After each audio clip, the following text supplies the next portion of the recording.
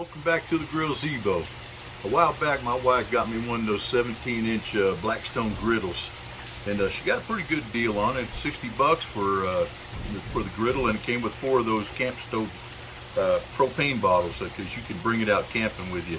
Well, I got a carry case for it, and it came with a cover because it's one of those kinds you can take out camping with you. And but the thing is that I guess they don't make it anymore. It's the kind that's got that front grease cup, and I can't find one on their website, so I don't know what to do. But the thing about it is it came without a lid. It was made without a lid, you know, the open and close lid.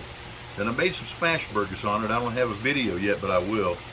But the thing is that when I put the cheese on the smash burgers, it seemed like the cheese didn't want to melt, and I figured it'd probably be better if it had a lid. They would melt the cheese. So anyway, I went ahead and found one online from North Atlantic Supply or something like that, and had one ordered to me. And watch the video, and I'll show you how I put it on.